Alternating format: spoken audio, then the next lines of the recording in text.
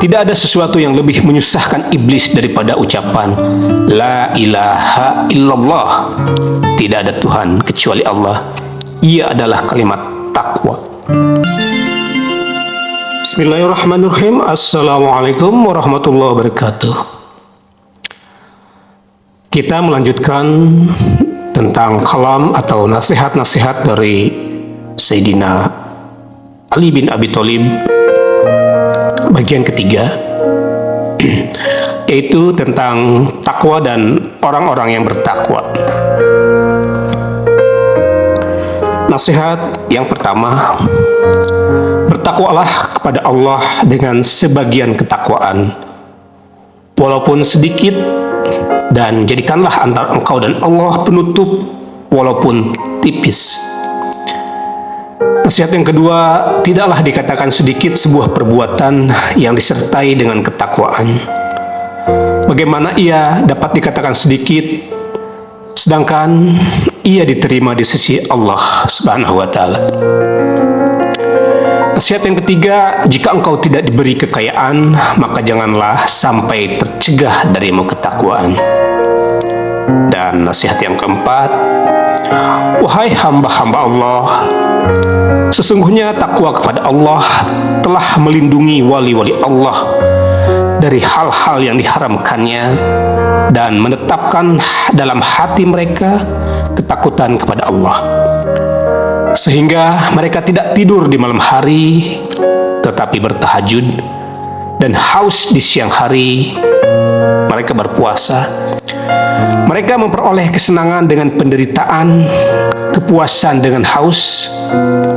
Mereka menganggap kematian sebagai hal yang dekat, maka mereka pun bergegas mengerjakan amal kebajikan.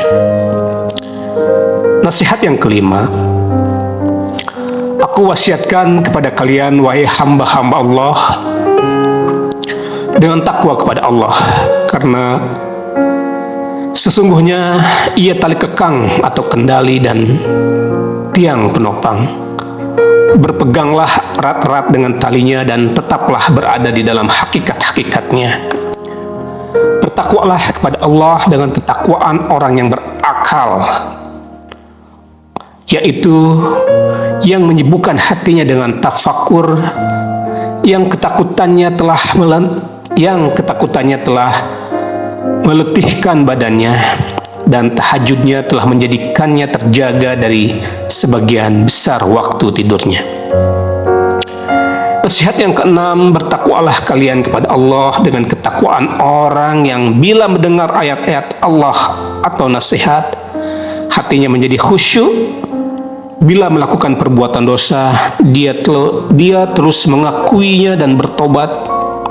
Bila ditakut-takuti akan siksa Allah, dia cepat beramal. Bila diperingatkan, dia cepat-cepat sadar. Bila diyakinkan hatinya, dia terus berbuat baik. Bila diberi nasihat, dia terus mengambil nasihat itu. Dan bila diingatkan, dia terus waspada. Nasihat yang ketujuh, bertakwalah wahai hamba-hamba Allah.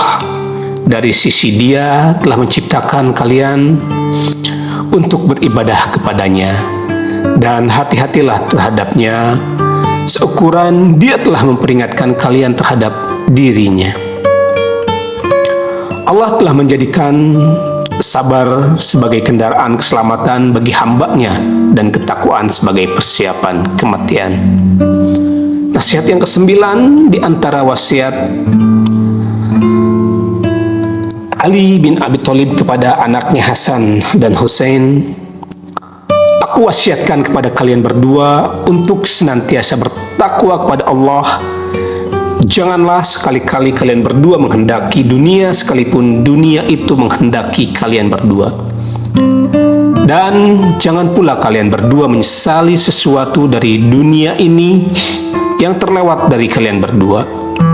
Katakanlah yang benar dan beramalah demi mengharapkan pahala dari Allah. Jika kalian berdua musuh bagi orang yang zalim dan penolong jadilah kalian berdua musuh bagi orang yang zolim dan penolong bagi orang yang dizolimi. Nasihat yang ke-10,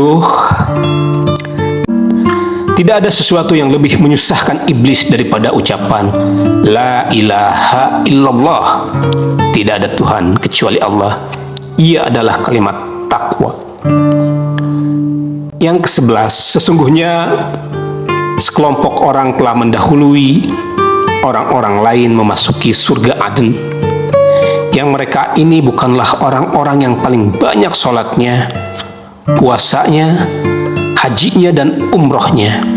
Akan tetapi mereka ini memahami tentang Allah urusannya, maka menjadi baiklah ketaatan mereka, lurus kewaraan mereka, dan sempurna keyakinan mereka.